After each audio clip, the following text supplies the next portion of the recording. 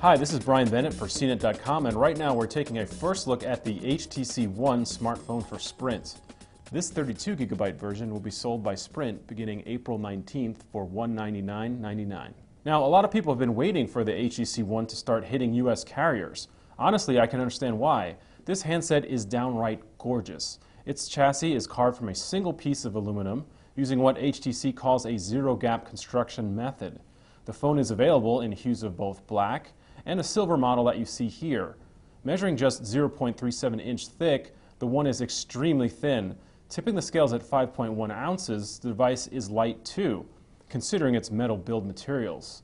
A big, bright 4.7-inch LCD screen offers a sharp 1080p resolution and a pixel density of 468 ppi. That's more than both the Droid DNA and Samsung Galaxy S4. Above the display sits a 2.1 megapixel front-facing camera and notification light. Below are just two capacitive Android buttons. Two massive speakers sit on either side of the screen, which enable what HTC calls boom sound, really a flamboyant phrase describing the One's stereo sound, plus that it produces a lot more volume than typical phone speakers. What's really interesting is how the power button also doubles as an IR blaster to control home theater equipment. A volume rocker is placed on the right side, while a SIM card slot holds court on the left. On the bottom edge sits the phone's micro USB port. Around back is the 4-megapixel main camera and LED flash, which also uses HTC's ultra-pixel sensor. Positively packed with advanced software components and features, the HTC One runs Android Jelly Bean with the company's latest iteration of Sense UI on top of it.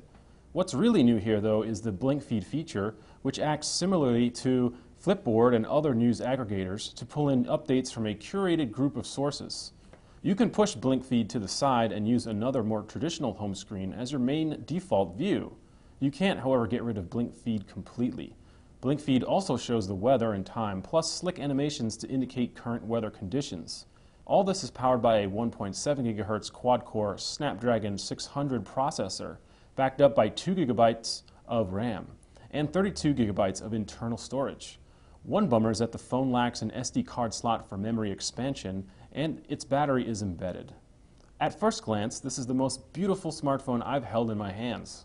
Hopefully it will also deliver on performance, features, and usability.